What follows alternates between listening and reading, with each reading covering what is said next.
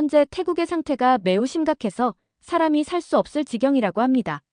모든 학교들이 휴교령을 내리는 건 물론이고 공항까지 마비가 될 정도로 심각한 상황들이 이어지고 있다고 하는데요.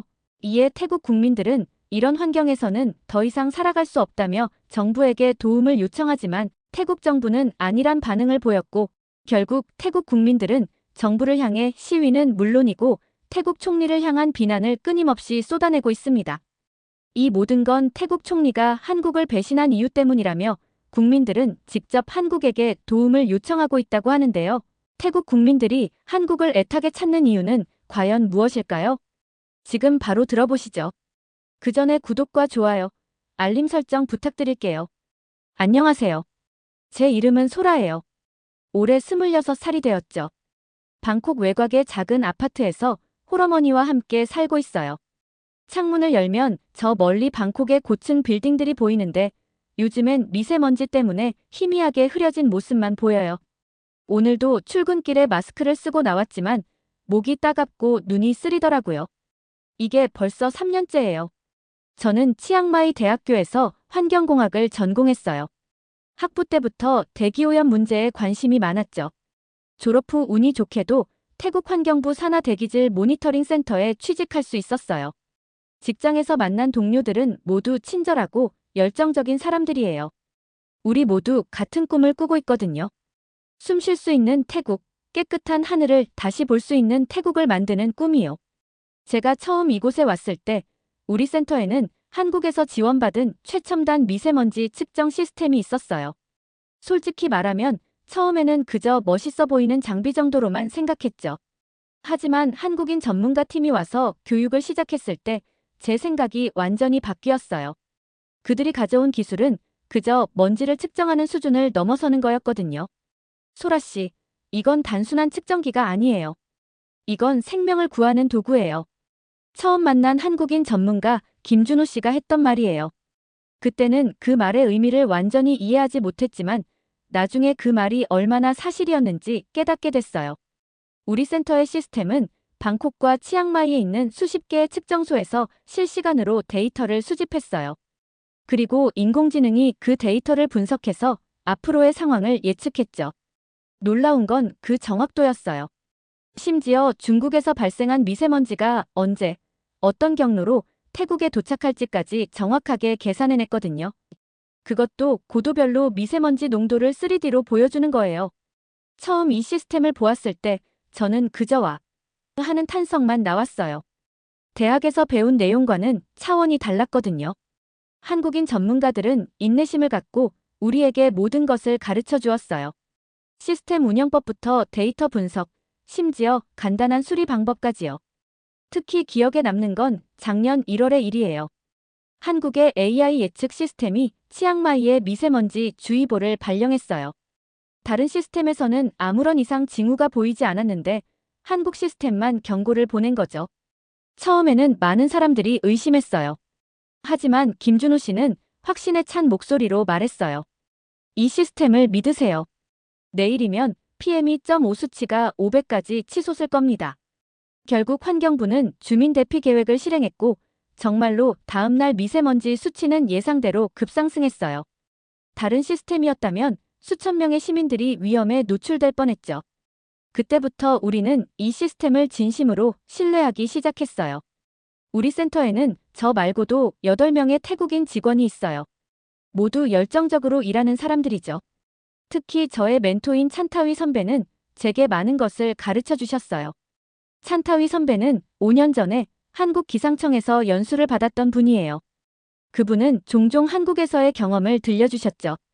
소라, 한국의 시스템은 세계 최고 수준이야.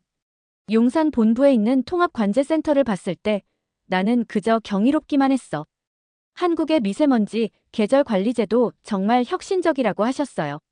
미세먼지가 심해지는 12월부터 3월까지 마치 전시 상황처럼 체계적으로 대응한다고 해요. 5등급 경유차는 도심 진입을 금지하고 대형 사업장의 조업시간을 조정하고 공공기관 주차장은 이부제로 운영하는 등 정말 철저하더라고요. 저희 가족도 한국의 기술 덕분에 많은 도움을 받았어요.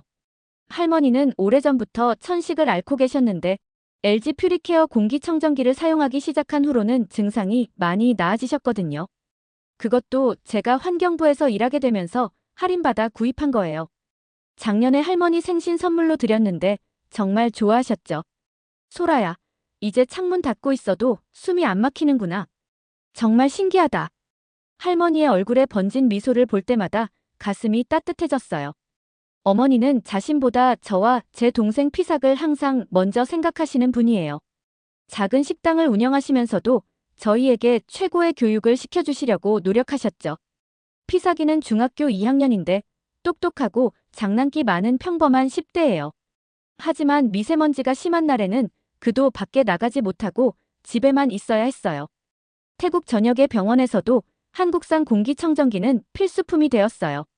방콕의 대형 병원들은 모든 병실에 LG 퓨리케어를 설치했고 환자들의 만족도가 정말 높았어요. 특히 호흡기 질환으로 고생하는 환자들에게는 정말 큰 도움이 되었죠. 관광업계에서도 한국 공기청정기는 필수품이 되었어요. 외국인 관광객들이 호텔을 고를 때 한국산 공기청정기 설치 여부를 중요하게 고려했거든요. 피사기가 다니는 학교에도 삼성전자의 공기청정기가 각 교실마다 설치되어 있었어요. 아이들의 건강을 위해서는 최선의 선택이었죠. 실제로 공기청정기 설치 후에는 학생들의 결석률이 눈에 띄게 줄어들었다고 해요. 모든 것이 순조롭게 진행되는 것 같았어요. 저는 한국 전문가들과 함께 일하면서 많은 것을 배웠고 제 꿈에 한 발짝 더 다가가고 있다고 느꼈어요. 하지만 상황은 서서히 변하기 시작했어요. 처음에는 SNS에서 시작됐죠. 한국에 대한 악성 댓글들이 늘어나기 시작했고 길거리에서 한국인들을 향해 물병을 던지거나 폭언을 하는 사건들이 발생했어요. 특히 충격적이었던 사건은 치앙마이 미세먼지 관제센터에서 근무하던 한국인 전문가 3분이 퇴근길에 폭행을 당한 일이었어요. 다행히 큰 부상은 없었지만 이 사건 이후로 한국 대사관에서 체류 한국인들에게 긴급 귀국 권고를 내렸어요. 결국 우리 센터에서 함께 일하던 한국인 전문가들도 모두 한국으로 돌아가야 했어요. 마지막 날 김준호 씨가 저에게 시스템 운영 매뉴얼을 건네주면서 하신 말씀이 아직도 귓가에 맴돌아요. 소라 씨, 우리가 없어도 잘할 수 있을 거예요. 하지만 정말 도움이 필요하다면 언제든 연락해주세요. 그분들이 떠난 뒤 우리는 심각한 문제에 직면했어요. 예측 시스템은 주기적인 업데이트가 필요한데 그걸 할 수 있는 전문가가 없어진 거예요. 치앙마이의 미세먼지 측정소 10곳 중 4곳은 이미 오작동을 일으키고 있고 방콕의 클린로드 시스템도 제대로 된 유지 보수를 받지 못해 성능이 크게 떨어졌어요. 어느 날 아침 피사기가 학교에서 돌아와 말했어요. 누나, 오늘 교실 공기청정기가 고장났어. 선생님이 수리할 사람이 없대. 그래서 체육 시간에 운동장에 나가야 했는데 눈이 너무 아팠어. 제 가슴이 아팠어요. 불과 몇 개월 전까지만 해도 우리는 깨끗한 공기 속에서 생활할 수 있었는데 이제는 다시 예전으로 돌아가고 있었어요. 특히 심각한 건 한국 공기청정기 상황이에요. LG전자와 삼성전자가 태국 시장에서 완전히 철수를 할 수도 있거든요.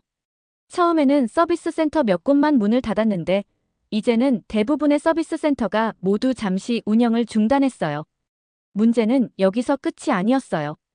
태국 세관에서 한국 제품에 대한 수입 규제를 강화하면서 필터 같은 소모품도 구하기가 힘들어졌어요. 지난주에는 방콕 시내의 최대 전자상가에서 LG 공기청정기 필터를 찾는 시민들이 몰려들어 아수라장이 됐다는 뉴스도 있었어요. 심지어는 중고시장에서 5년 된 한국 공기청정기가 신제품 가격의 2배로 거래되는 기현상도 벌어지고 있어요. 얼마 전에는 제 친구가 운영하는 카페에 있던 LG 공기청정기를 도난당하는 사건도 있었어요. 그만큼 한국 제품을 구하기가 어려워진 거예요.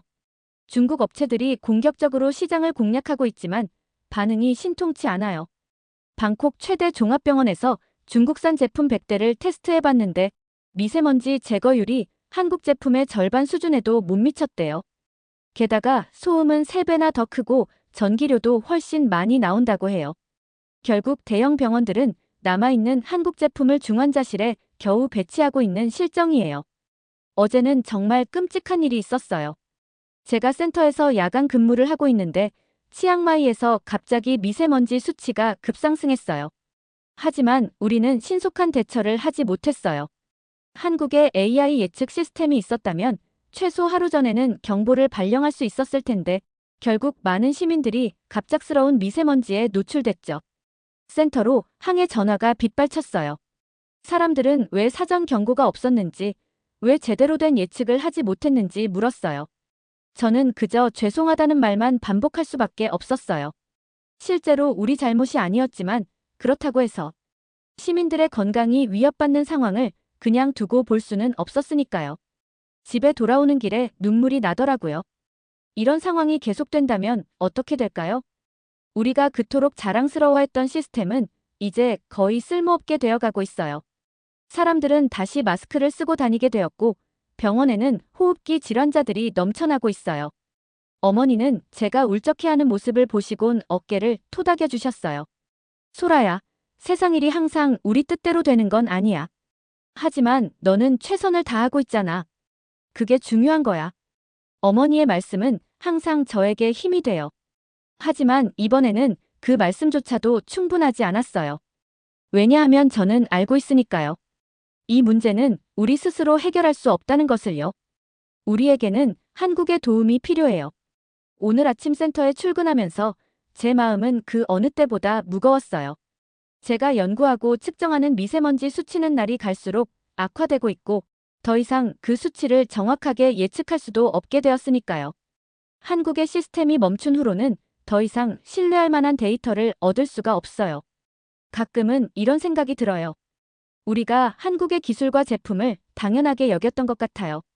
그것들이 없어진 지금에서야 그 가치를 제대로 깨닫게 되었어요. 마치 깨끗한 공기의 소중함을 미세먼지가 심해진 후에야 깨닫는 것처럼요. 지난주부터 방콕 시내에서는 연일 시위가 이어지고 있어요. 한국과의 관계 회복, 관광업 살리기 등의 플래카드를 든 시민들이 정부 청사 앞에 모여들고 있죠. 어제는 무려 5만 명이 넘는 시민들이 모였다고 해요. 시위대 중에는 관광업 종사자들이 특히 많았어요. 제가 현장에서 만난 분들의 이야기를 들어보면 상황이 정말 심각했어요. 방콕 최대 규모 마사지숍 매니저는 이렇게 말했어요. 작년에는 하루 평균 200명 정도의 손님이 있었는데 이제는 10명도 안 돼요. 외국인 관광객들은 미세먼지 때문에 방콕을 피해간다고 해요. 예전에는 한국 공기청정기가 있어서 걱정이 없었거든요. 부티크 호텔 운영자의 인터뷰는 제 마음을 아프게 했어요. 일본 관광객들은 이제 아예 태국을 거들떠보지도 않아요. 객실에 한국 공기청정기가 없으면 예약을 안 한다고 해요. 직원 30명 중 15명을 이미 내보냈어요. 사이안 파라곤 의류 매장 점장도 하소연을 했어요. 관광객이 줄어드니까 쇼핑몰도 텅텅 비었어요. 지난달에만 우리 매장 매출이 70% 급감했고 이런 상황이면 문 닫는 것 말고는 답이 없을 것 같아요. 이런 이야기들을 들을 때마다 제 가슴이 아팠죠. 모든 것이 서로 연결되어 있다는 걸 실감하게 돼요. 미세먼지 문제가 해결되지 않으면 관광객이 줄고 관광객이 줄면 경제가 타격을 입고 경제가 타격을 입으면 결국 모든 사람이 고통받게 되는 거예요. 어제는 센터에서 퇴근하고 집으로 가는 길에 한 노인분이 저를 붙잡고 이런 말씀을 하셨어요. 소라 양, 자네가 환경부에서 일한다고 들었네. 자네가 한국에서 배운 게 있다면 제발 우리를 도와주게. 그 말씀을 듣는데 눈물이 났어요. 제가 한국 기상청에서 연수받았던 때가 생각났거든요. 그때 한국의 전문가들이 해주신 말씀이 있어요. 기술은 공유할수록 커진다. 그들은 자신들의 기술과 노하우를 아낌없이 나눠주었어요. 하지만 우리는 그 소중한 관계를 너무 쉽게 깨뜨려 버렸어요. 지금 태국의 하늘은 그 어느 때보다 뿌옇고 답답해요. 하지만 이건 단순히 미세먼지 때문만은 아닌 것 같아요. 우리의 어리석음이 만든 결과이기도 하니까요. 우리는 한국이라는 좋은 친구를 잃어버렸고 그들이 우리에게 해준 희망도 함께 잃어버렸어요. 이제 저는 매일 밤 창밖을 바라보며 생각해요. 언젠가 다시 한국의 전문가들과 함께 일할 수 있을까요? 우리 병원에 다시 한국산 공기청정기가 들어올 수 있을까요? 관광객들로 북적이던 방콕의 거리가 다시 활기를 되찾을 수 있을까요? 태국 환경부의 연구원으로서 그리고 한 사람의 시민으로서 저는 간절히 바라고 있어요. 우리가 저지른 실수를 인정하고 한국과의 관계를 회복할 수 있기를. 그래서 다시 한번 맑은 하늘을 볼 수 있기를 기도하고 있어요. 미세먼지 데이터를 분석하다 보면 숫자 너머에 있는 더 큰 진실이 보여요. 우리는 혼자서는 이 문제를 해결할 수 없다는 것을요. 한국이 보여준 것처럼 진정한 해결책은 기술의 공유와 협력, 그리고 서로에 대한 신뢰에서 시작되는 것 같아요. 매일 밤 기도하던 맑은 하늘은 끝내 오지 않았어요. 오히려 더 큰 재앙이 우리를 기다리고 있었죠. 생후 8개월 된 조카 논탐이 저희 집에 오게 된 건 꽤 갑작스러운 일이었어요. 제 언니 미트라는 남편과 함께 나콘시 탐마랏에서 작은 과일 가게를 운영하고 있었는데 태국 남부에 80년 만에 최악 홍수가 시작되면서 모든 것이 변했어요. 소라야, 우리 논탐이 좀 봐줄 수 있을까? 가게도, 집도 물에 잠겼어. 남편과 함께 여기서 복구 작업을 해야 해. 언니의 목소리가 전화기 너머로 떨리는 게 느껴졌어요. 저는 망설임 없이 대답했죠. 당연하지. 논탐이 데려와. 우리가 잘 돌볼게. 이틀 후, 언니는 논탐이를 데리고 방콕에 왔어요. 아이의 맑은 눈동자와 통통한 볼을 보니 마음이 녹아내렸죠. 하지만 언니의 얼굴은 지쳐 있었고 눈가에는 근심이 가득했어요. 소라야, 이번 홍수는 정말 심각해. 우리 마을 전체가 물에 잠겼어. 집은 1층까지 물이 차올랐고 가게의 과일들은 모두 떠내려갔어. 언니는 잠시 말을 멈추고 한숨을 내쉬었어요. 작년 이맘때 한국 봉사단이 왔을 때는 얼마나 큰 도움이 됐는지 몰라. 그들은 즉시 배수 시스템을 설치하고 임시 대피소를 만들었지. 그리고 수질 정화 장치까지 가져왔었어. 언니의 말을 들으니 학창시절 연구했던 기억이 떠올랐어요. 저는 대학에서 2018년 태국 동굴 고립사고 때 한국 구조팀의 활동에 관한 보고서를 작성했었거든요. 당시 한국팀은 최신 수중 드론과 통신 장비를 가져와 구조 활동을 지원했어요. 어떤 나라도 하지 못했던 방식으로 말이죠. 논타미를 안고 어머니의 작은 식당으로 향했어요. 식당은 이른 아침부터 북적였는데 TV에서는 홍수 소식이 끊임없이 흘러나오고 있었어요. 남부 태국의 홍수 상황이 악화되고 있습니다. 현재까지 22명이 사망했으며 수만 명의 이재민이 발생했습니다. 특히 나콘시 탐마랏, 송클라, 파탈룽 지역의 피해가 심각합니다. 뉴스를 보던 한 손님이 한숨을 쉬며 말했어요. 2011년 대홍수 때는 이렇게까지 오래 걸리지 않았는데 당시 한국의 지원이 얼마나 빨랐는지 기억나네. 그 말을 들은 어머니가 고개를 끄덕이셨어요. 맞아요. 그때 한국 정부에서 바로 구호 자금을 보내주고 삼성이랑 LG에서 수리센터를 열어서 침수된 가전제품을 무상으로 고쳐줬었죠. 우리 집 냉장고도 그때 고쳐서 지금까지 쓰고 있어요. 어머니의 말씀을 들으니 2011년 대홍수 당시 한국의 지원이 얼마나 중요했는지 새삼 실감했어요. 당시 한국 정부는 첫 단계로 구호 자금을 지원했고 이후 추가로 복구 기금을 제공했다고 해요. 특히 인상적이었던 건 기업들의 참여였어요. 삼성전자는 방콕과 아유타야 지역에 이동식 가전제품 응급 서비스 센터를 열고 석 달간 운영했어요. 총 1000대가 넘는 가전제품을 무상으로 수리했다고 하죠. LG전자도 비슷한 규모로 지원에 참여했는데 특히 침수 피해를 입은 세탁기와 냉장고 약 8000대를 무상으로 수리했다고 들었어요. 식당에서 나와 집으로 향하는 길에 제 핸드폰이 울렸어요. 환경부 동료 반차이였어요. 소라, 뉴스 봤어? 송클라 지역의 공장들이 모두 가동을 중단했대. 특히 자동차 부품 공장들이 심각한 피해를 입었어. 응, 봤어. 언니네 마을도 완전히 잠겼다고 해. 근데 더 충격적인 건 한국 정부가 태국에 대한 모든 지원을 중단하기로 결정했대. 공식 성명을 발표했어. 저는 걸음을 멈추고 귀를 의심했어요. 뭐? 어떻게 그럴 수 있지? 이런 비상사태에. 태국 내 한국인 대상 범죄가 계속 증가하고 있잖아. 이런 상황에서 한국 정부가 자국민 보호를 우선시한다고 해. 실제로 지난달에 한국 구호단체 직원들이 위협을 받는 사건도 있었대. 전화를 끊고 멍하니 서 있는데 갑자기 하늘에서 비가 쏟아지기 시작했어요. 우산도 없이 순식간에 비에 흠뻑 젖었지만 그보다 제 마음이 더 무거웠어요.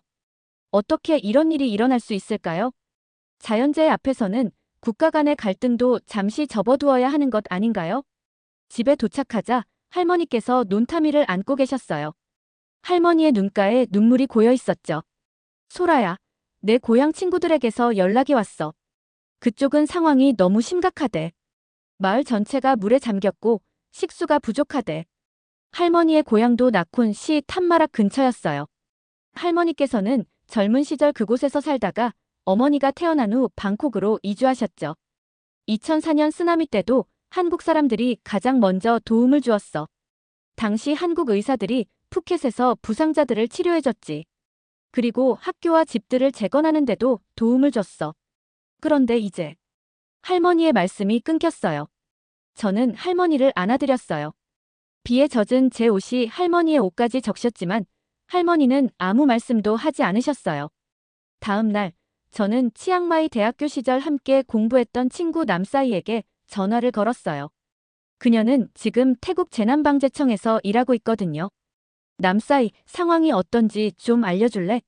소라, 솔직히 말하면 최악이야. 우리의 대응 능력만으로는 역부족이야. 특히 이번 홍수는 규모가 너무 커. 처음에 예상했던 피해액이 50억 바트였는데 이제는 120억 바트를 넘어섰어. 남사이의 목소리가 떨렸어요. 가장 문제는 임시 대피소야. 현재 8만 명 이상이 대피소에 머물고 있는데 시설이 너무 부족해. 식수와 의약품이 부족하고 위생 상태도 좋지 않아. 특히 어린 아이들과 노인들이 고통받고 있어. 저는 언니와 논타미를 생각했어요. 만약 그들이 지금 대피소에 있다면 어떤 상황일까요? 생후 8개월 된 아이에게 필요한 분유나 기저귀는 충분할까요? 남사이, 한국의 지원이 중단된 건 사실이야? 응, 사실이야. 사실 이건 우리 스스로 자초한 일이기도 해. 최근 몇 개월간 한국인 대상 범죄가 너무 많았거든. 방콕에서 한국인 관광객 3명이 심각한 피해를 입었고 파타야의 한국 식당 2곳이 파손되는 사건도 있었어. 한국 정부 입장에서는 자국민 보호가 우선이겠지. 통화를 마치고 저는 창밖을 바라봤어요. 비가 그칠 기미가 보이지 않았고 뉴스에서는 홍수가 더 확산될 거라고 예보했어요. 2011년 대홍수 때는 한국의 도움으로 8개월 내에 주요 기반 시설을 복구할 수 있었다고 해요. 하지만 이번에는 복구까지 최소 1년 6개월, 최대 2년이 소요될 거라는 전망이 나왔어요. 그 사이 얼마나 많은 사람들이 고통받게 될까요?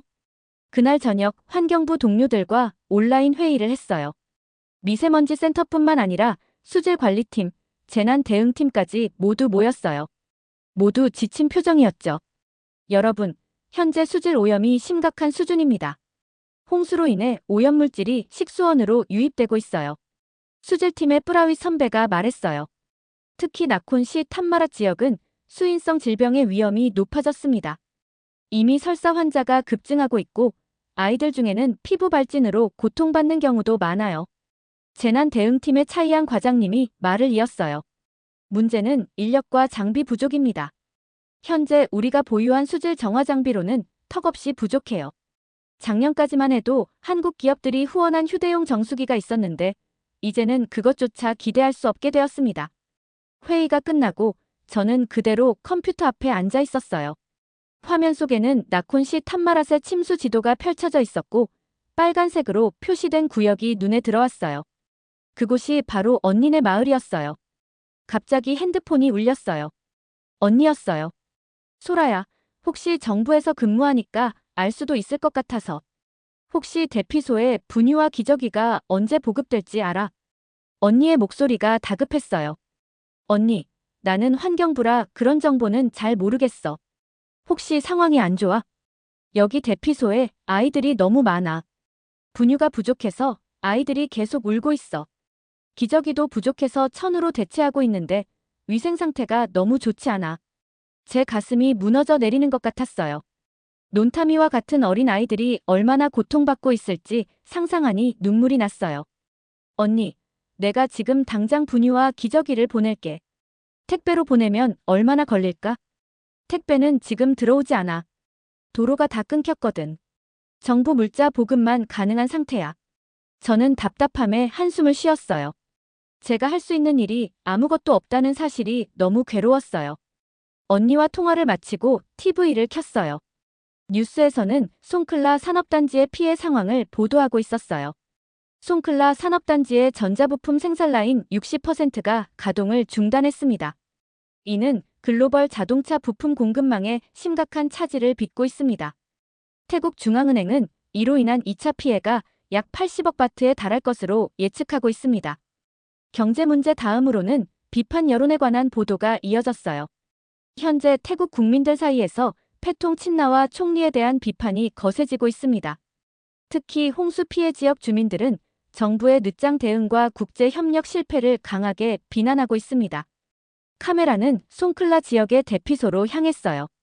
그곳에는 우리는 한국의 도움이 필요하다.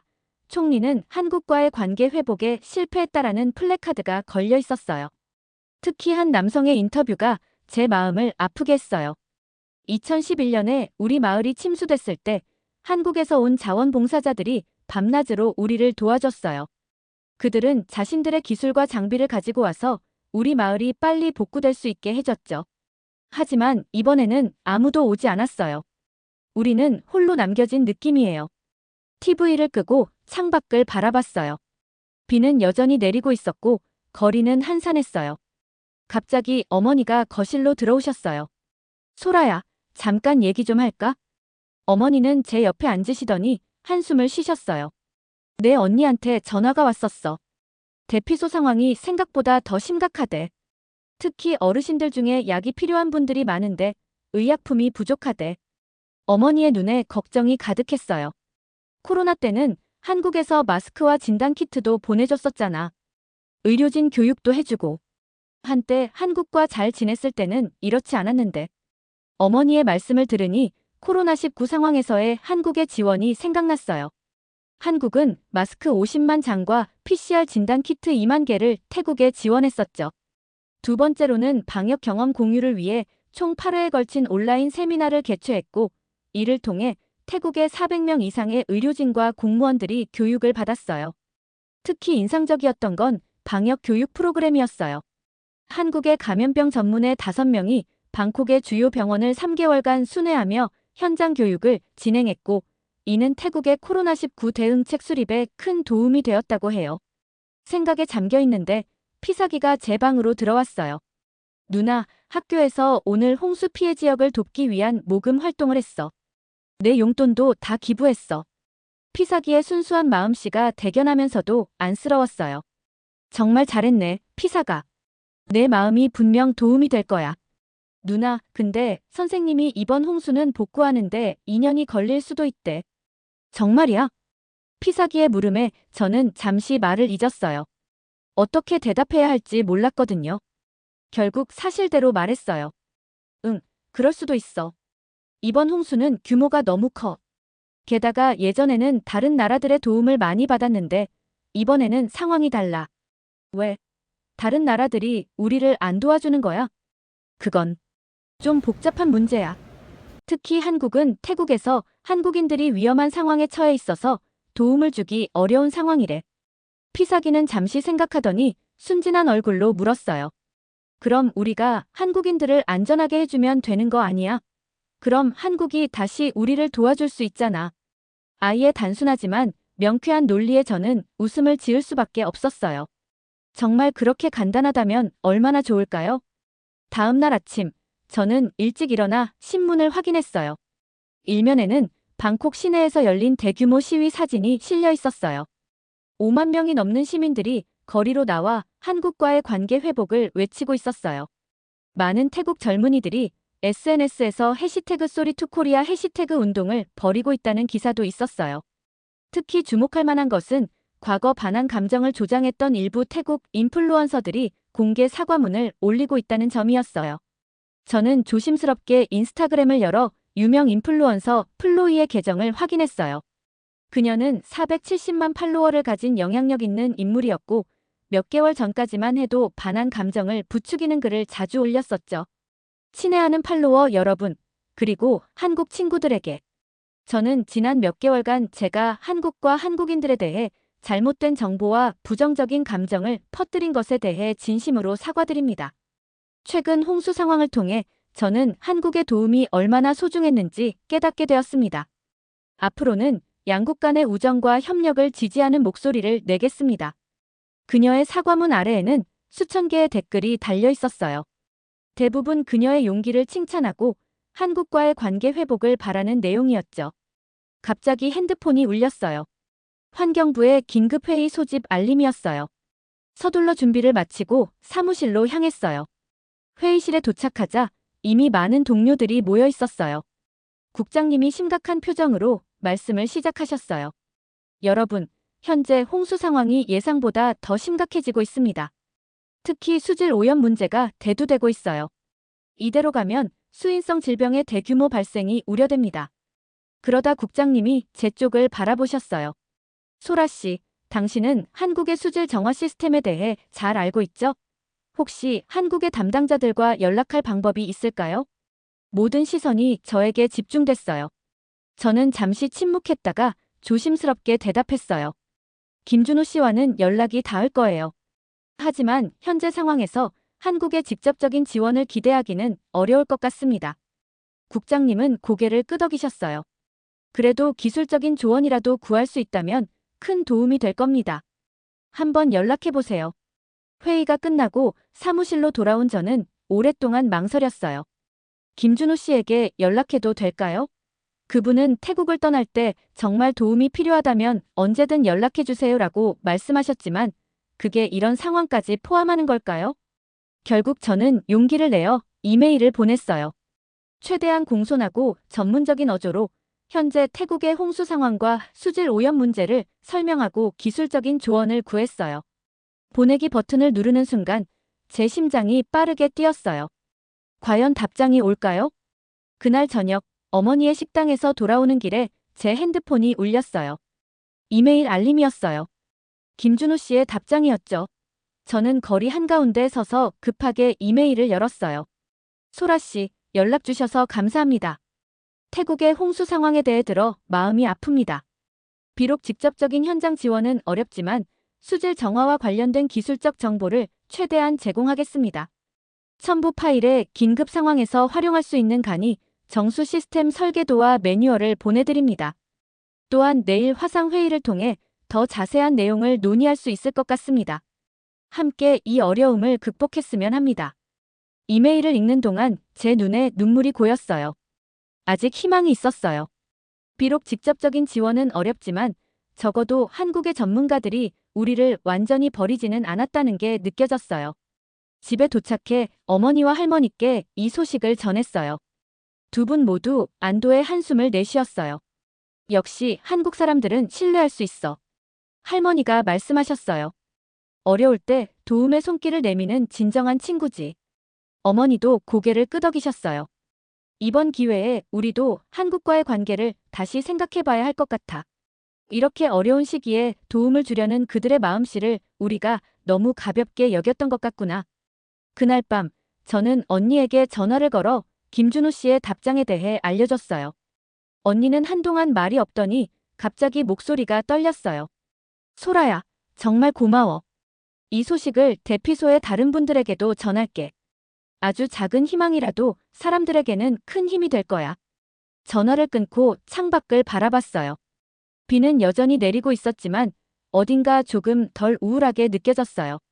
내일 화상회의에서 어떤 도움을 받을 수 있을지, 그리고 그 도움으로 얼마나 많은 사람들이 구원받을 수 있을지 생각하니 가슴이 따뜻해졌어요. 잠자리에 들기 전 저는 조용히 논타미를 들여다봤어요. 아이는 평화롭게 자고 있었어요. 그 작고 무방비한 모습을 보면서 다짐했어요. 어떻게든 이 아이의 미래를 위해, 그리고 태국의 모든 아이들을 위해 한국과의 관계를 회복하는데 제가 작은 역할이라도 할 수 있기를. 제 침대에 누워 천장을 바라보며 생각했어요. 태국과 한국 두 나라의 관계는 단순한 외교적 문제가 아니라 실제 사람들의 삶과 직결된 문제였어요. 오늘 느낀 희망의 불씨가 더 크게 번져 양국이 다시 손을 맞잡는 날이 곧 오기를 간절히 바라며 눈을 감았어요. 아침에 눈을 떴을 때 비가 그친 것을 보고 작은 희망을 느꼈어요.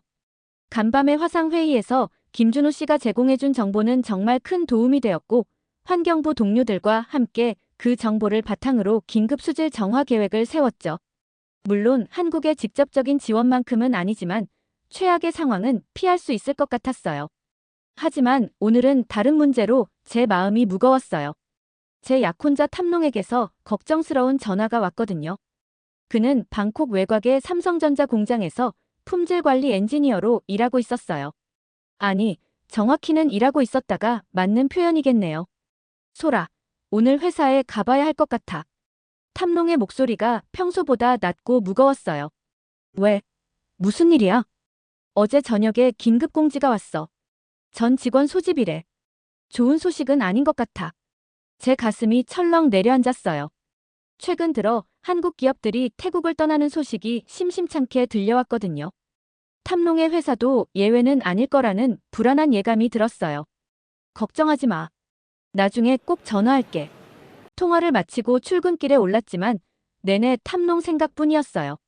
우리는 3년 전 대학 동창의 소개로 만났어요. 제가 치앙마이 대학에서 환경공학을 공부할 때 탐농은 같은 대학에서 전자공학을 전공했죠. 첫 만남부터 저는 그의 진지함과 열정에 끌렸어요.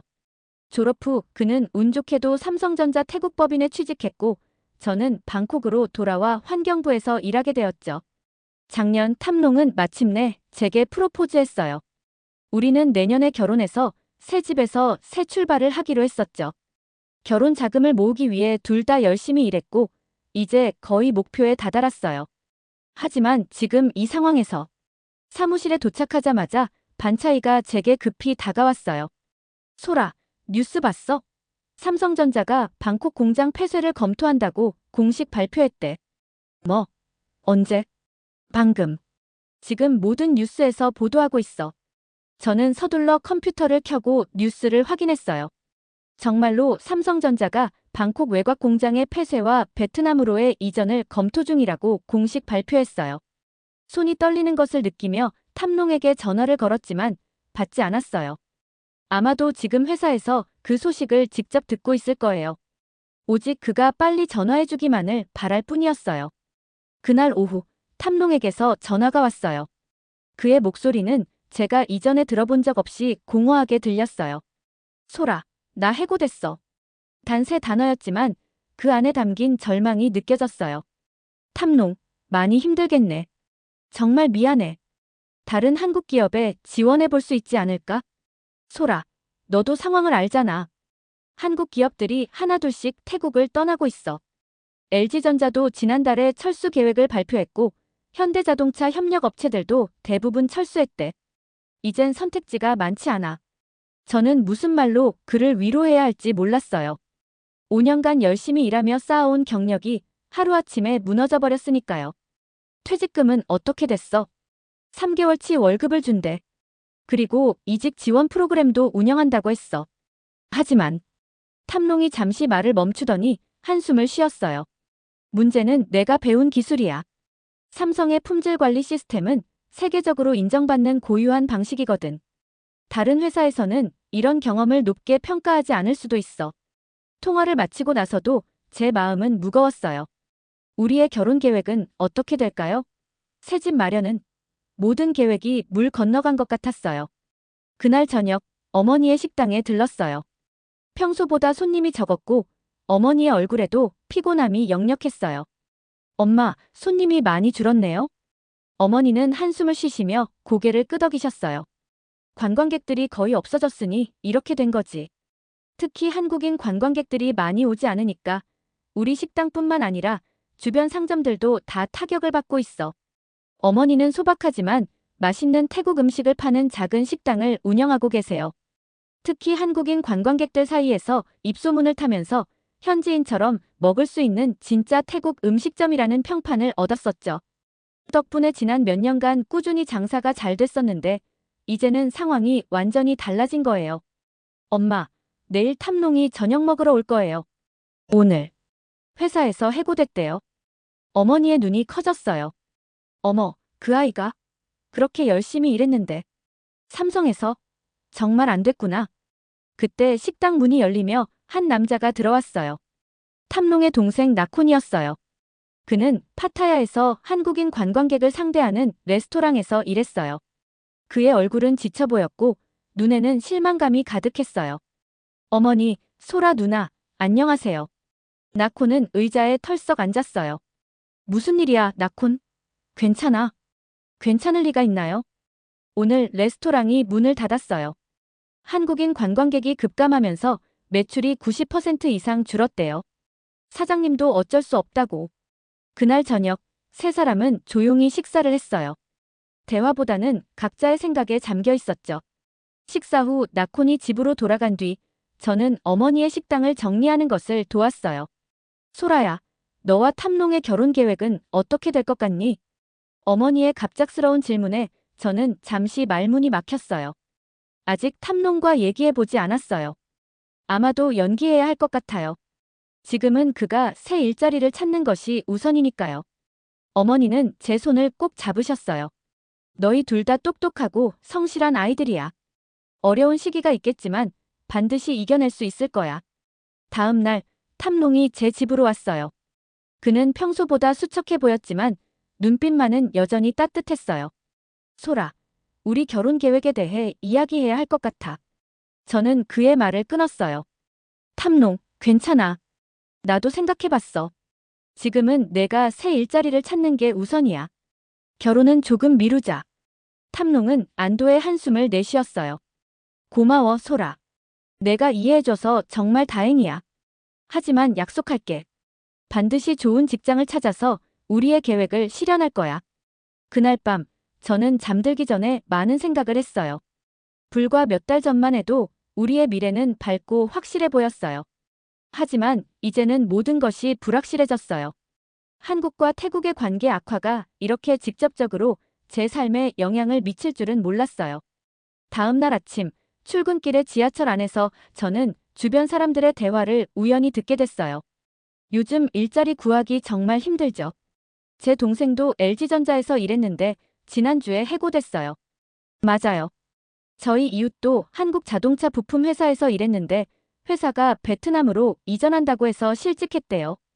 한국 기업들이 다 떠나니까 정말 걱정이에요. 그들이 제공하던 일자리를 누가 대신할 수 있을까요? 사무실에 도착해보니 분위기가 심상치 않았어요. 동료들이 모여 무언가를 심각하게 논의하고 있었죠. 무슨 일이에요? 제가 물었어요. 차이암 과장님이 답했어요. 정부에서 실업률 통계를 발표했어. 지난 3개월간 실업률이 2배로 뛰었대. 특히 한국 기업들이 철수하면서 직접적으로 일자리를 잃은 사람이 약 15만 명, 간접적으로 영향을 받는 사람까지 합하면 50만 명이 넘는다고 해. 이 소식은 저를 더욱 불안하게 만들었어요. 탐롱이 새 일자리를 찾는 것이 생각보다 훨씬 어려울 수도 있겠죠. 점심시간, 저는 반차이와 함께 사무실 근처 식당으로 향했어요. 가는 길에 임대 팻말이 붙은 상점들이 눈에 띄게 많아진 것을 발견했어요. 저 가게도 문을 닫았네. 한국 화장품 매장이었잖아. 반차이가 손가락으로 가리키며 말했어요. 맞아. 여기 지역에만 10개가 넘는 한국 관련 상점들이 문을 닫았어. 화장품 매장, 한국식품점, K-팝 굿즈샵. 다 사라졌지. 식당에 도착해보니 그곳도 예전보다 손님이 확연히 줄어 있었어요.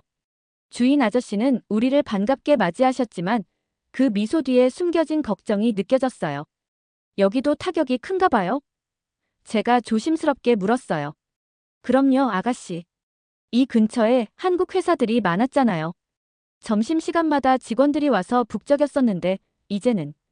아저씨는 텅 빈 테이블들을 바라보며 말을 잇지 못하셨어요. 식사를 마치고 사무실로 돌아오는 길에 저는 갑자기 누군가가 제 이름을 부르는 소리를 들었어요.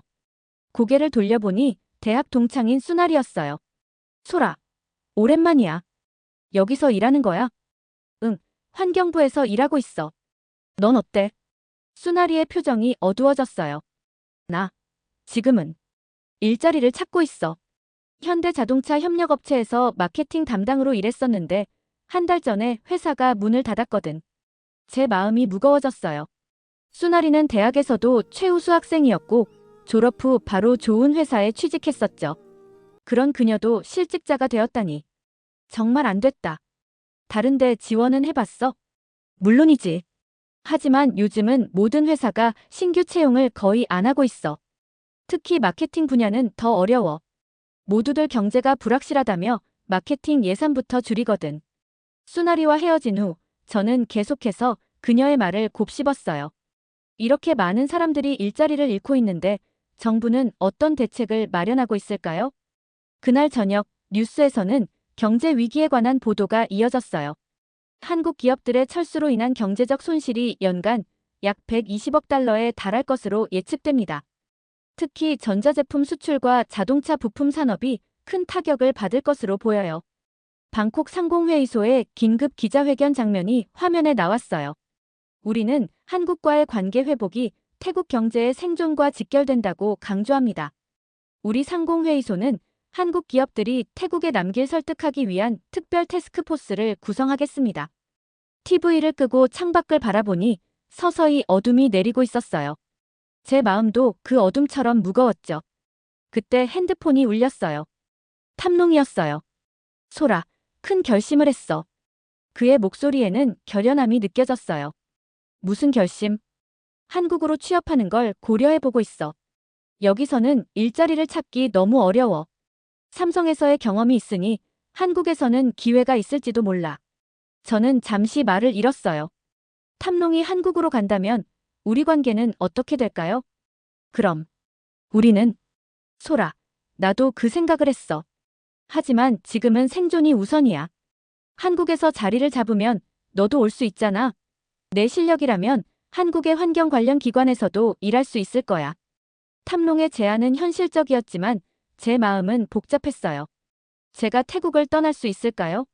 어머니와 할머니, 피사기는 어떻게 하죠? 그리고 제가 그토록 사랑하는 조국을 위해 일하겠다는 꿈은요? 생각할 시간이 필요해. 물론이야. 서두르지 마. 나도 아직 구체적인 계획은 없어. 그냥 가능성을 열어두고 있는 거야. 통화를 마치고 저는 오랫동안 생각에 잠겼어요. 제 인생이 이렇게 급격히 변할 줄은 몰랐어요. 불과 몇 개월 전까지만 해도 모든 것이 완벽했는데 이제는 모든 계획이 흔들리고 있었어요. 다음 날 아침, 저는 평소보다 일찍 일어나 피삭의 방을 들여다봤어요. 그는 아직 깊이 잠들어 있었죠. 피삭이는 올해 중학교 2학년인데 똑똑하고 장난기 많은 평범한 10대예요. 하지만 최근에는 그도 변했어요. 학교에서 친구들의 부모님이 실직했다는 이야기를 자주 듣게 되면서 그의 눈에도 불안이 서려 있었어요. 어제는 피사기가 조심스럽게 저에게 물었어요.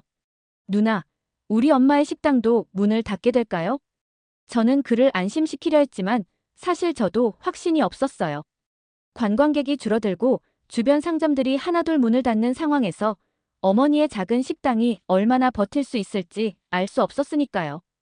아침 식사 시간, 어머니께서 신문을 보고 계셨어요. 엄마, 무슨 기사를 그렇게 집중해서 읽고 계세요? 어머니는 한숨을 쉬시며 신문을 저에게 건네주셨어요. 태국 국립개발연구원에서 분석한 내용이야. 태국의 중소기업 중 42%가 한국 기업들과 직간접적으로 연관되어 있대. 이 관계가 무너지면 약 18만 개의 일자리가 위험해질 수 있다고 경고했어. 저는 기사를 읽으며 충격을 받았어요. 상황이 생각보다 훨씬 심각했어요. 어제 저녁에 수원 아저씨네 가게도 문을 닫았대. 40년 넘게 운영해온 가게인데. 어머니의 표정이 어두워졌어요. 수원 아저씨는 우리 집 근처에서 오래된 철물점을 운영하시던 분이에요. 제가 어릴 때부터 알고 지낸 친절한 아저씨였죠. 왜요? 그 가게는 항상 손님이 많았잖아요. 건설 경기가 완전히 죽어버렸대. 한국 기업들이 공장을 짓거나 확장하는 프로젝트가 모두 취소되면서 건설 자재 수요가 급감했대. 게다가 아파트 건설도 줄어들었고. 저는 갑자기 생각이 났어요. 엄마, 우리 모임은 어떻게 됐나요? 우리 모임은 어머니가 30년 넘게 참여해온 지역 상인들의 친목 모임이에요.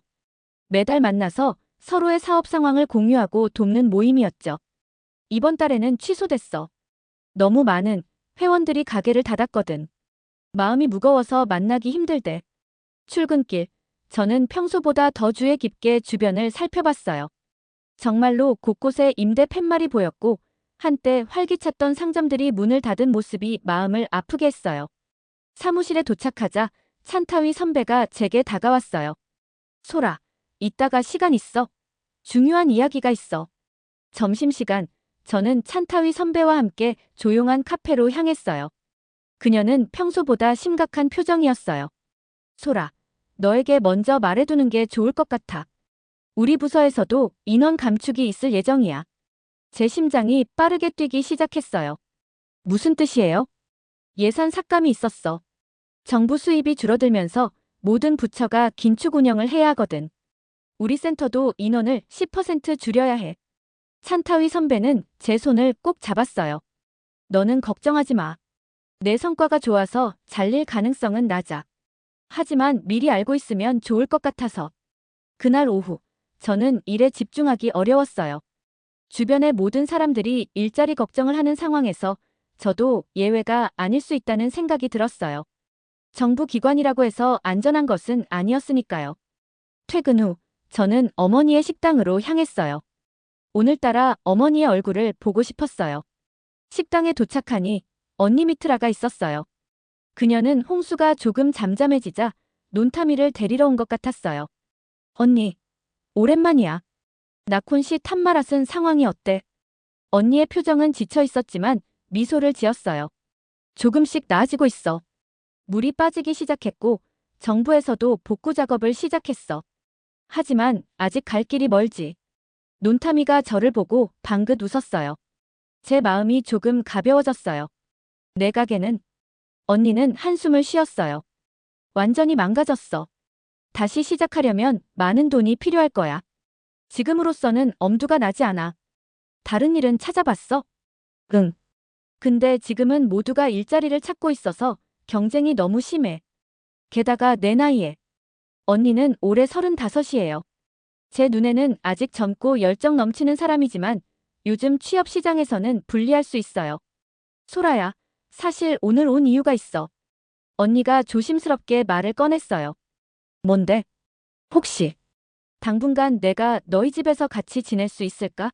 남편은 복구 작업을 위해 마을에 남아 있어야 하는데 나는 방콕에서 일자리를 찾아보려고 해. 논타미와 함께. 저는 망설임 없이 대답했어요. 당연하지. 우리 집은 좀 좁지만 충분히 함께 지낼 수 있어. 논타미도 이미 우리 집에 적응했잖아. 언니는 안도의 한숨을 내쉬었어요. 고마워, 소라. 정말 큰 도움이 될 거야. 내가 일자리를 찾으면 꼭 보답할게. 그날 저녁, 우리는 오랜만에 가족 모두가 모여 식사를 했어요. 어머니, 할머니, 피삭, 언니 미트라, 그리고 논타미까지. 비록 상황은 좋지 않았지만 가족이 함께 있다는 것만으로도 따뜻한 위로가 되었어요. 식사 후 언니와 저는 거실에서 조용히 이야기를 나눴어요. 소라야, 솔직히 많이 불안해. 이렇게 많은 사람들이 일자리를 잃고 있는데 내가 과연 일을 찾을 수 있을까? 언니, 걱정하지 마. 우리가 함께 이겨낼 거야. 한국 기업들만 있는 것도 아니고 다른 외국 기업들도 많잖아. 맞아. 하지만 한국 기업들이 제공했던 일자리의 질은 달랐어. 임금도 높고 복지도 좋았지. 무엇보다 기술을 배울 수 있었잖아. 언니의 말에 저는 고개를 끄덕였어요. 한국 기업들은 단순히 일자리를 제공하는 것을 넘어 기술 이전과 교육 프로그램을 통해 태국 직원들의 역량을 키워왔어요. 그것이 바로 단순히 숫자로는 표현할 수 없는 한국 기업들의 가치였죠. 언니, 더 많은 지역에서 한국과의 관계 회복을 요구하는 목소리가 커지고 있어. 정부도 이제는 변화해야 할 거야. 그러길 바라야지. 하지만 이미 떠난 기업들이 다시 돌아올까? 그건 저도 확신할 수 없는 부분이었어요. 한번 무너진 신뢰를 회복하는 것은 결코 쉽지 않으니까요. 일주일 후 탐롱이 제게 기쁜 소식을 전해왔어요. 소라, 나 면접 제의받았어. 정말? 어디서? 태국에 남아있는 몇 안 되는 한국 기업 중 하나야. 자동차 부품 회사인데 삼성에서의 내 경험을 높게 평가했대. 그거 정말 좋은 소식이네. 면접은 언제야? 다음 주 목요일. 지금 열심히 준비 중이야. 탐롱의 목소리에서 오랜만에 활기가 느껴졌어요. 그의 기쁨이 저에게도 전해졌어요. 탐롱, 넌 정말 뛰어난 엔지니어야. 분명히 합격할 거야. 고마워, 소라. 사실 이 회사는 규모가 작고 삼성만큼 대우가 좋지는 않지만 지금 상황에서는 정말 감사한 기회야. 그래, 지금은 새로운 출발을 하는 게 중요해. 통화를 마치고 나서 저는 깊은 생각에 잠겼어요. 탐롱이 새 일자리를 찾는다면 우리의 결혼 계획도 다시 진행할 수 있을까요? 아니면 여전히 미루어야 할까요? 그리고 언니는 언제쯤 일자리를 찾을 수 있을까요? 어머니의 식당은 계속 운영될 수 있을까요? 너무 많은 의문들이 제 머릿속을 맴돌았어요. 하지만 한 가지 확실한 것은 우리 모두가 이 어려운 시기를 함께 견디고 있다는 점이었어요. 가족으로서, 그리고 태국 국민으로서. 그 주 주말, 저는 피삭과 함께 방콕 시내를 산책했어요. 그는 친구들과 약속이 있었고 제가 데려다 주기로 했죠. 시내를 걷는 동안 저는 변화된 도시의 모습에 놀랐어요. 한때 활기 넘치던 쇼핑거리가 이제는 한산해졌고 많은 상점들이 문을 닫았어요. 특히 한국 관련 매장들이 거의 사라진 것이 눈에 띄었어요. 누나, 저기 봐. 내가 좋아하던 한국 음식점이 문을 닫았어. 피삭이 슬픈 표정으로 가리킨 곳은 우리가 종종 가족 외식을 하던 한국 식당이었어요. 입구에는 폐업 팻말이 걸려 있었죠. 그 식당 사장님은 어디로 갔을까요? 아마도 한국으로 돌아가셨을 거야. 한국은 어떤 나라예요? 정말 우리보다 훨씬 더 잘 사나요? 피삭의 순수한 질문에 저는 잠시 생각했어요. 한국은 우리와 비슷한 점도 많고 다른 점도 많은 나라야. 기술력이 정말 뛰어나고 사람들이 열심히 일하는 나라지. 하지만 태국만의 좋은 점도 많아. 우리의 문화, 음식, 자연환경. 모든 나라는 각자의 장점이 있어. 피삭이 고개를 끄덕였어요. 한국인들이 다시 태국에 많이 오면 좋겠어요. 우리 학교에도 한국인 선생님이 계셨는데 이제는 없어요. 그래, 나도 그랬으면 좋겠다. 피삭을 친구와 만나게 해준 후 저는 혼자 조금 더 걸었어요. 문득 발길이 한국문화원 앞에 닿았어요. 예전에는 항상 사람들로 북적이던 곳이었는데 지금은 입구에 보안 요원만 서 있고 방문객은 거의 없었어요. 그때 한 노부부가 문화원으로 들어가는 것을 보았어요. 그들은 분명 한국인이었어요. 저도 모르게 그들을 따라 들어갔어요. 내부는 조용했지만 여전히 한국의 문화와 언어를 소개하는 전시물들이 있었어요. 노부부는 태국어로 된 안내판을 힘겹게 읽고 있었어요. 저는 조심스럽게 다가갔어요. 김준호 씨의 답장을 기다리며 일상을 보내던 어느 날 아침, 환경부에서 흥미로운 통보를 받았어요. 태국 중국 경제협력 포럼에 환경부 대표로 참석해달라는 요청이었죠. 제가 한국에서 기술을 배웠고 영어와 기본적인 중국어를 할 수 있다는 점이 고려된 것 같았어요. 통역사로서의 역할도 맡게 될 거라고 했죠. 소라, 축하해. 이번 포럼은 정말 중요한 자리야. 차이암 과장님이 말씀하셨어요. 감사합니다. 하지만 왜 저인가요? 더 경험 많은 직원들이 많은데. 내가 한국의 환경 기술에 대해 잘 알잖아. 그리고 중국어도 조금 할 수 있고. 무엇보다 젊은 시각이 필요해. 중국과의 협력이 태국의 미래를 어떻게 바꿀지 생각해봐. 저는 며칠 동안 포럼 준비를 위해 관련 자료를 공부했어요. 중국이 태국에 제안한 투자 계획은 정말 대규모였어요. 고속철도 사업부터 스마트시티 건설, 신재생 에너지 프로젝트까지 다양했죠. 투자 규모만 놓고 보면 한국 것과는 비교가 안 될 정도로 컸어요. 그날 저녁 어머니께 이 소식을 전했어요. 엄마, 이번 주에 태국 중국 경제협력 포럼에 참석하게 됐어요. 어머니의 눈이 반짝였어요. 정말? 그거 대단한 기회구나. 중국이 도와주면 모든 게 나아질 거야. 중국은 세계에서 가장 빠르게 성장하는 나라잖아. 어머니의 반응은 많은 태국 사람들의 생각을 대변하는 것 같았어요. 한국 기업들이 떠난 자리를 중국이 채워주길 바라는 간절한 마음이 느껴졌죠. 포럼 당일, 저는 긴장된 마음으로 방콕의 고급 호텔에 도착했어요. 로비는 이미 정장 차림의 태국 관리들과 중국 대표단으로 붐볐어요. 저는 환경부 배지를 달고 안내받은 자리에 앉았죠. 개회식이 시작되고 태국 부총리의 환영사가 이어졌어요. 오늘 이 자리는 태국과 중국의 새로운 미래를 함께 그리는 역사적인 순간입니다.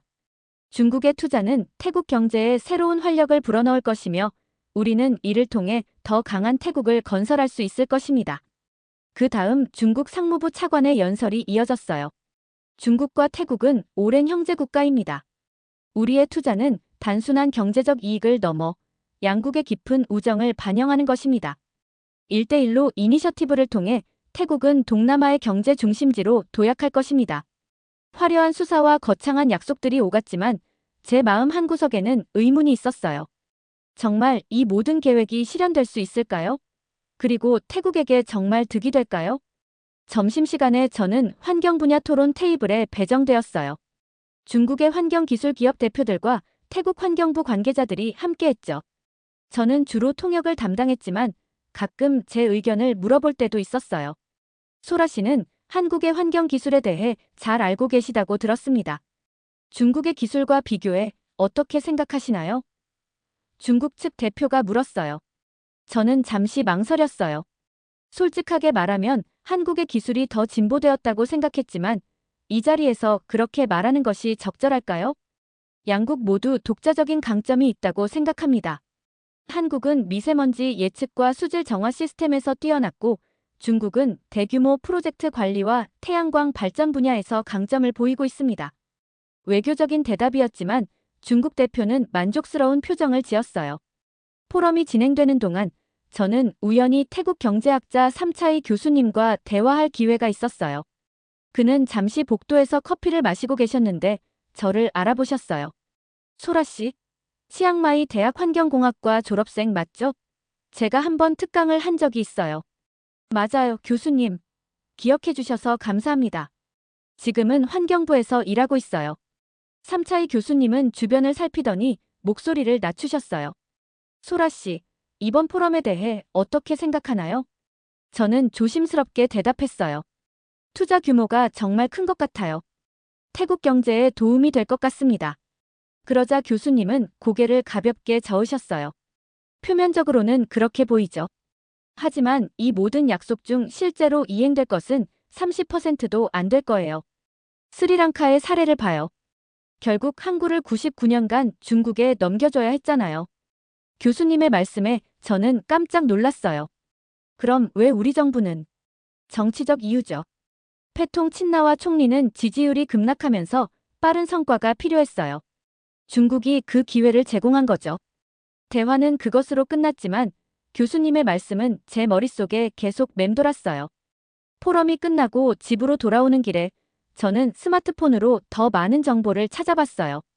중국의 투자 이행률은 실제로 27%에 그쳤고 한국은 82%였다는 연구 결과가 있었어요.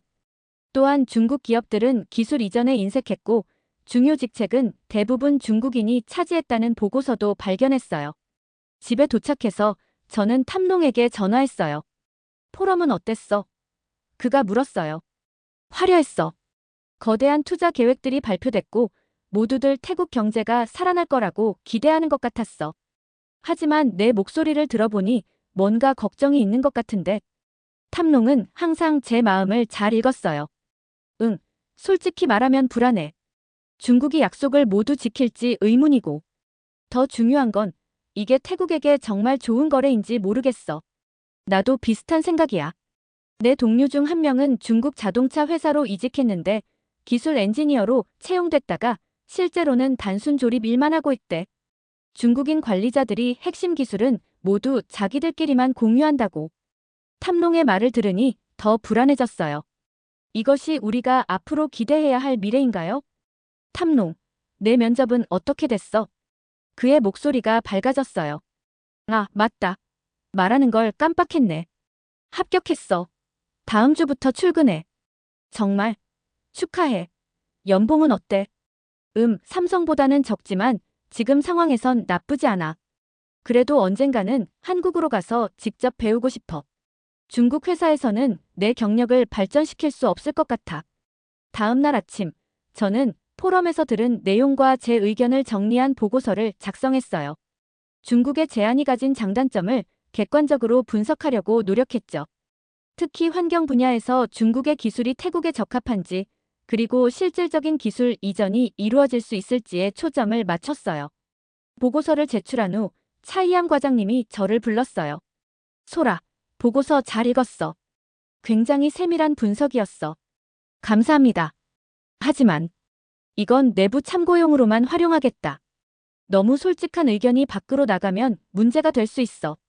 과장님의 말씀은 정중했지만 그 의미는 분명했어요. 제 우려사항들이 무시될 것이라는 거죠.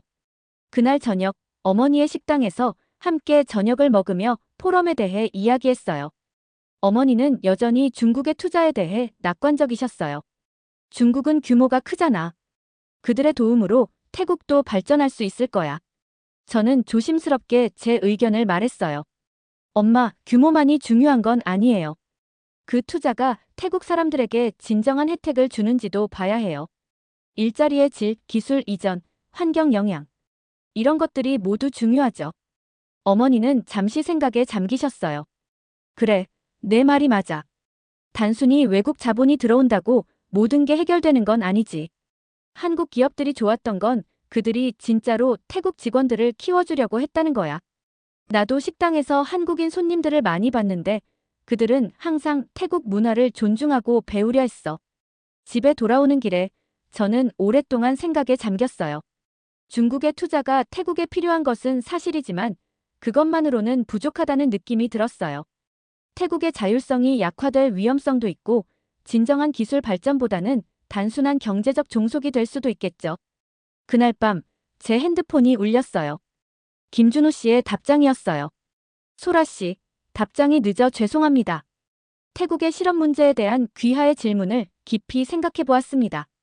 현재의 정치적 상황에서 한국 정부나 기업의 공식적인 지원은 어려울 수 있지만 민간 차원의 협력은 가능할 것입니다. 제가 몇몇 한국 기업 관계자들과 이야기해 보겠습니다. 이메일을 읽으며 제 마음에 작은 희망이 싹 텄어요. 완전한 해결책은 아니더라도 누군가가 귀 기울여 준다는 사실만으로도 위안이 되었어요. 일주일 후 제 사촌 프랏이 인천에서 돌아왔어요.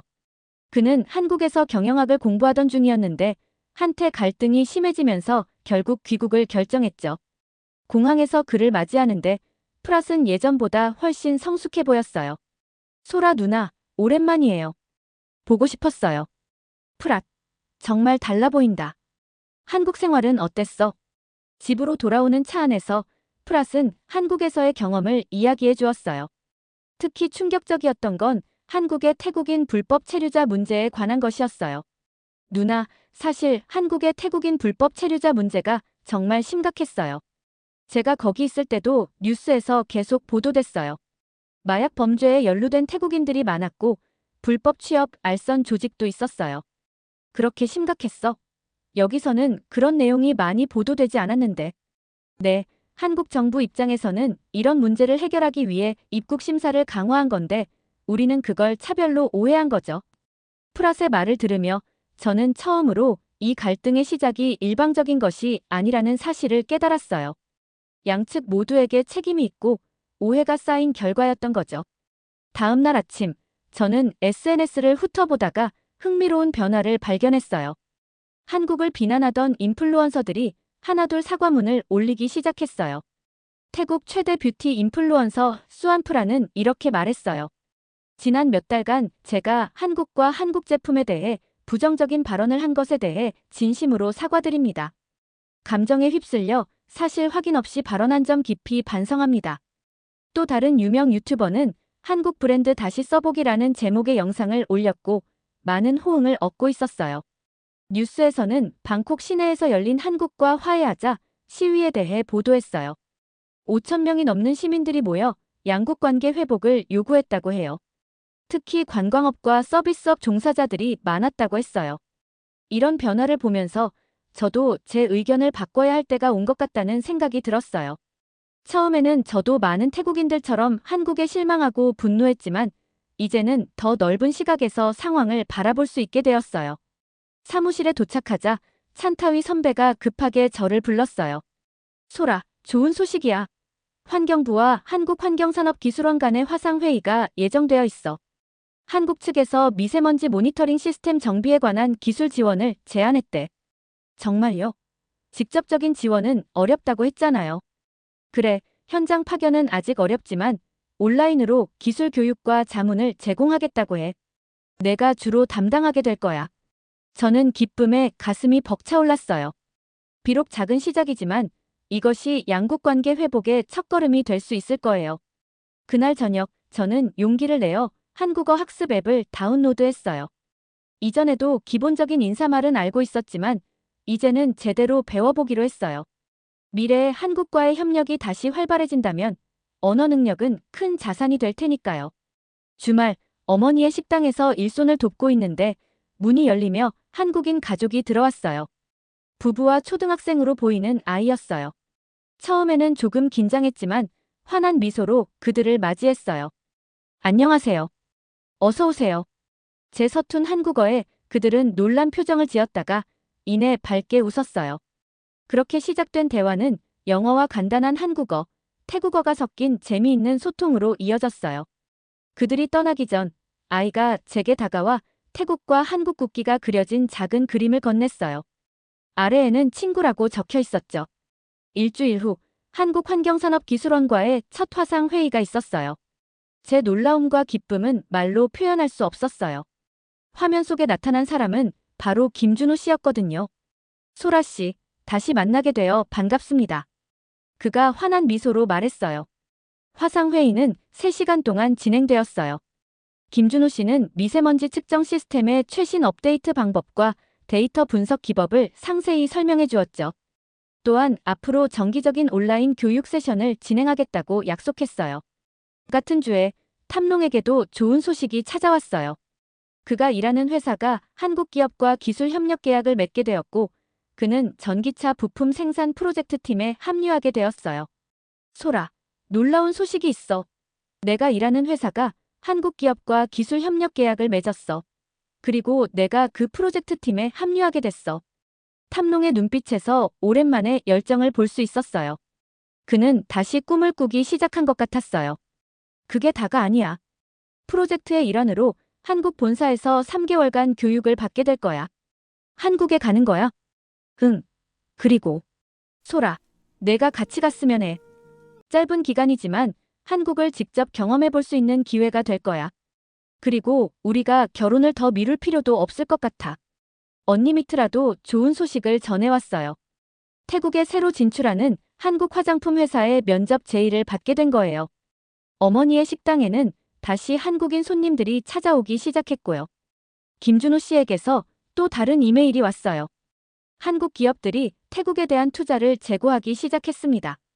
아직 공식 발표는 없지만 분위기가 긍정적으로 변하고 있습니다. 함께 희망을 품어봅시다.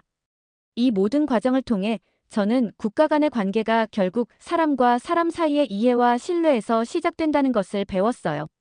비록 갈등으로 인해 어려운 시간을 보냈지만 이 경험을 통해 저는 더 성장하고 넓은 시각을 갖게 되었어요.